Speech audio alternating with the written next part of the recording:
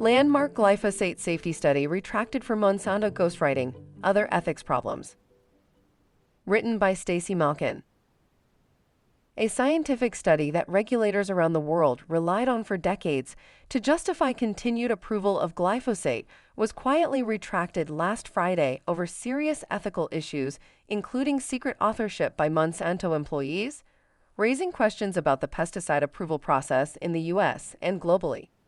The April 2000 study by Gary Williams, Robert Crows, and Ian Munro, which concluded glyphosate does not pose a health risk to humans at typical exposure levels, was ghostwritten by Monsanto employees and was based solely on unpublished studies from Monsanto, wrote Martin van den Berg, co-editor-in-chief of Regulatory Toxicology and Pharmacology.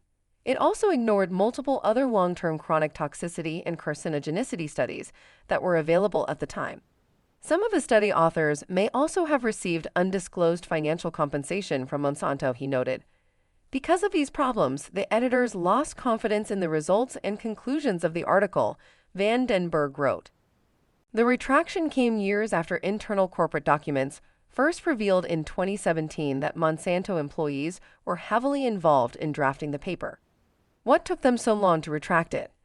Asked Michael Hansen, senior scientist of advocacy at Consumer Reports. The retraction should have happened right after the documents came out.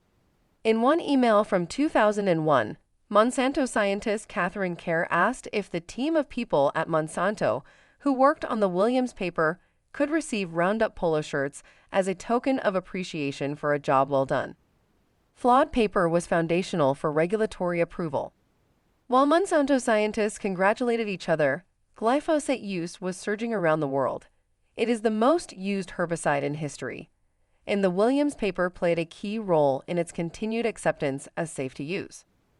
Government documents from public health agencies around the world cite this ghostwritten paper without caveat even after the 2017 revelations affecting policy and shaping public perception of glyphosate safety, wrote researcher Alexander Korov and Harvard historian Naomi Oreskes in an August article in Undark. The ghostwritten paper exerted considerable influence over 2 decades, shaping public understanding, scientific discourse, and policy decisions. Korov and Oreskes wrote in a September 2025 paper examining the influence of the now retracted work. The ghostwritten paper is in the top 0.1% of citations among academic papers discussing glyphosate they found in their review, and the vast majority of policy and governance documents citing the paper referenced it uncritically.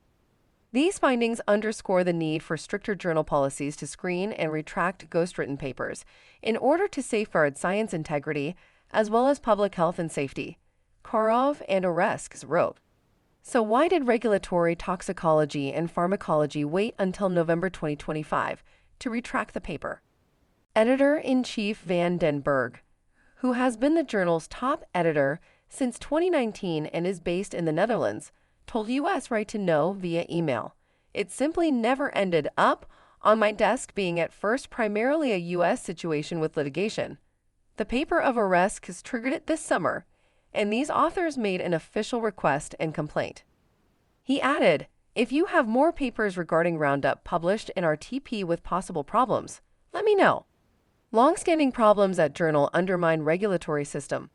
The retraction exposes the flaws of a regulatory system that relies heavily on corporate research and an academic publishing system that is often used as a tool for corporate product defense. Regulatory Toxicology and Pharmacology, which is the journal of the International Society of Regulatory Toxicology and Pharmacology, has a long and damning history, wrote journalist Paul Thacker in a 2017 article in Pacific Standard. He called RTP the academic journal that corporations love.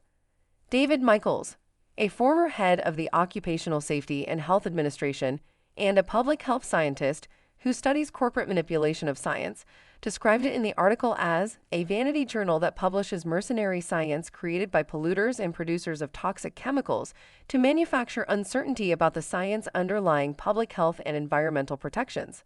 As far back as 2002, critics complained about conflicts of interest at the journal, lack of transparency, poor editorial oversight, and a bias in favor of industry. But the problem goes deeper than one journal.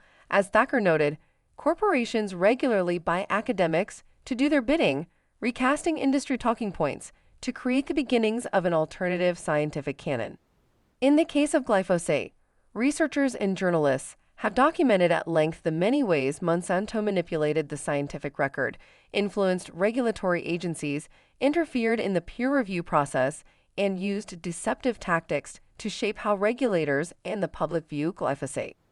Our own examination of the Monsanto papers, published in the 2022 Merchants of Poison report, details how Monsanto and Bayer, which purchased Monsanto in 2018, used academics as a key part of their product defense strategy for glyphosate and paid front groups and other allies to attack journalists and scientists who raised concerns about glyphosate.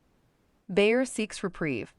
The retraction of a hallmark paper in the discourse surrounding the carcinogenicity of glyphosate and Roundup, as Van den Berg described it, comes as Bayer is pleading for help from politicians and courts in its bid to evade liability in thousands of lawsuits brought by farmers and groundskeepers who claim glyphosate-based Roundup weed killer caused them to develop cancer.